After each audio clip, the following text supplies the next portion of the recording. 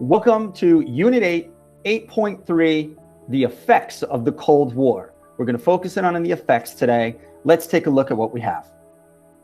So the thematic focus, we're talking about government, definitely a government focus. We're looking at the effects of the Cold War, and the objective is compare the ways in which the United States and the Soviet Union sought to maintain influence over the course of the Cold War.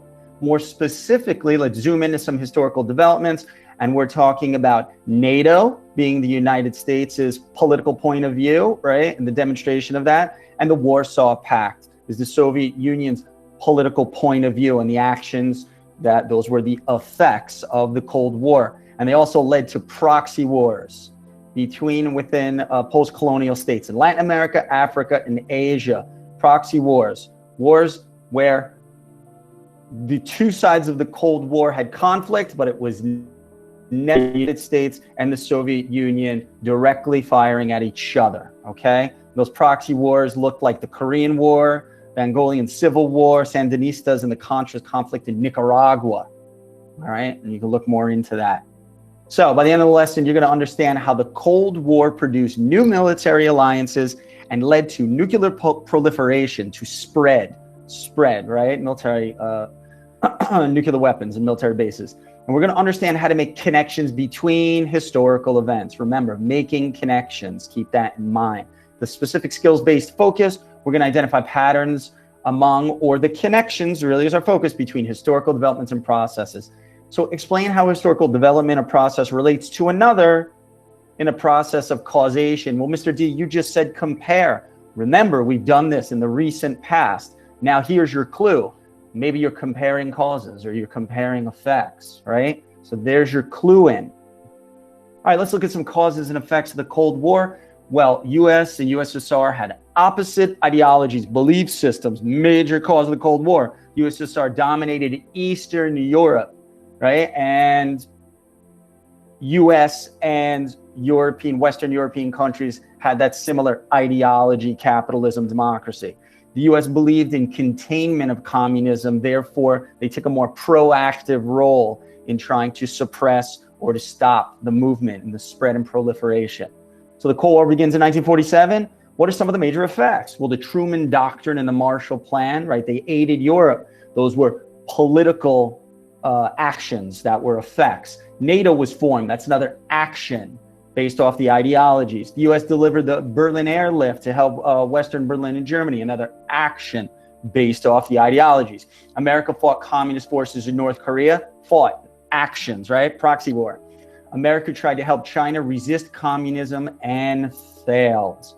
So we helped them try to resist communism. That's another action. So you could see the two conflicting ideologies led to political policy, and that led to actions, right? So there's your effects. Let's look at some more. Both the United States of America and the Soviet Union built up huge arsenals of atomic weapons and ballistic missiles. And that led to destructive conflicts like the Vietnam War and the Korean War, those proxy wars. The Soviet Union collapsed due to economic weaknesses that they tried to hide from the rest of the world. The Berlin Wall was demolished and the two German nations were unified. I'll never forget seeing that on TV as a little boy, trying to understand families that were torn apart for 30 years, 40 years, and for them to see each other again for the first time. It was so emotional to see those families reconnect on news broadcasts. And as a little child, it left an impact on me. The Baltic states and some former Soviet republics achieved independence. And that's very important for you to know for today. America became the sole superpower of the world, from the American point of view, and communism collapsed worldwide. All right? Very important review of our alliances. NATO, the North Atlantic Treaty Organization. That's an alliance made for participating countries to defend one another if they were attacked by any other country. NATO, USA, England, France, Canada, Western European countries, they made up NATO. The Warsaw Pact, a mutual defense treaty between 8 communist countries of Eastern Europe in existence during the Cold War. Now, especially for today's activity, remember this, the non-aligned movement, a movement of third world states led by India and Yugoslavia, very important, focus Yugoslavia. that attempted to stand apart from the Soviet USA rivalry during the Cold War. So they tried to avoid the influence from these two superpowers. And in a way, they tried to play one against another using an economic strategy. All right? Prompt. Here we go. Get ready to participate. Evaluate to the extent that the Cold War policy led to decolonization and/or political independence in Afro-Eurasia during the 20th century.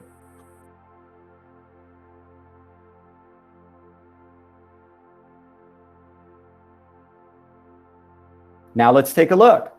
Evaluate to the extent in orange, greater or lesser. Cold War policy in light blue, there's your first historical development. In black and white, led to cause and effect. Your second historical development, decolonization and political independence. Where? Afro-Eurasia. When? During the 20th century.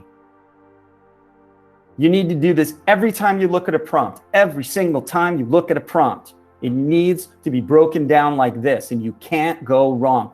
If you don't do this and you immediately start frantically reading documents and you're like, I'm lost. I don't know what this is. I don't understand. I did the homework on this section, but I don't remember. If you break down and perform analysis on the prompt, it is so much easier and helpful and clearer to understand how to identify documents. Many of you have privately told me, I struggle with identifying the documents. You need to have more focus. My advice to you, more focus on analyzing the prompt first. Okay? Here we go. Everyone is going to break out and choose a grid. I'll give you about 5 or 6 minutes to go through this. I want the subject, the purpose, the extent and why, the style and why it relates to this particular document. Okay? Take your time. We're going to talk about it. It's the only document. Everybody click on the slide 29.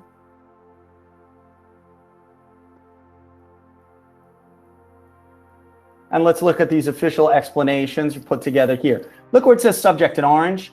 The Yugoslav ambassador to Somalia observed how the Somali government opened up to contacts with the United States, even though it had also received significant Soviet military and economic aid. Why? The Somali government was clearly trying to gain aid from both the United States and the USSR, which shows how African countries could balance the superpowers against each other and pursue their own independent policies. Okay? Look at the purpose in the top left: to inform the government of Yugoslavia, which is non-aligned, how the government of Somalia was trying to gain economic aid from both America and the Soviet Union while trying to avoid political influence from both in order to maintain political independence. The style is definitely in effect because the Cold War policy, NATO and Warsaw Pact, they influence independent countries to seek aid from both superpowers. There's the outcomes. The extent, this is to a great extent because this is a demonstration of political independence. Many African and Asian countries looked for aid from both superpowers after seeing this, right? So this is also causation, cause and effect. It's definitely an effect.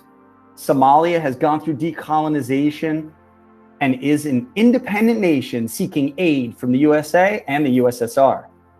This was caused by the Cold War. So the effects are the outcomes. This is an outcome where both the USA and the USSR were attempting to influence newly independent nations to ally with them by giving economic and military aid. It appears Somalia has chosen to remain non-aligned and is playing both sides off each other to receive aid without formally creating an alliance with either side. That is an action. That is an outcome. That is an effect. All right? So the context you needed to know was Yugoslavia broke away from the Soviet sphere of influence in 1948, becoming a founding member of the non-aligned movement in 1961. So when you saw the Yugoslav ambassador, you would directly need to remember from your notes, they're non-aligned. That's his point of view. He's non-aligned. And he's looking at how other countries, third world countries, can become non-aligned and independent as well. And this is the strategy they used. What should we take away from all of this? This is what you need to remember. Screenshot it if you have to. The Cold War was an ideological conflict, right? Between the US and the USSR that was not fought like a traditional war directly between the main aggressors. And the goal of each side was to spread their own ideology and prevent the spread of the opposing ideology.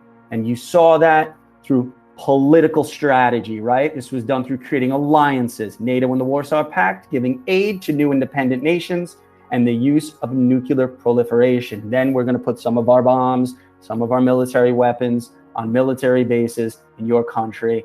Here's some money for you too, right? The closest the USSA and the USSR came to direct military conflict was the Cuban Missile Crisis. That was it. It was never any closer, all right? So when looking at a document, it's so important to perform analysis on the prompt first. Once you understand the prompt analysis and you understand what you're looking for, when you go through a document like this, it's a lot easier to match it back to the prompt. In that way, you can perform analysis faster and complete an entire DBQ on the end of your exam in the time limit that they give you. I really hope this helps.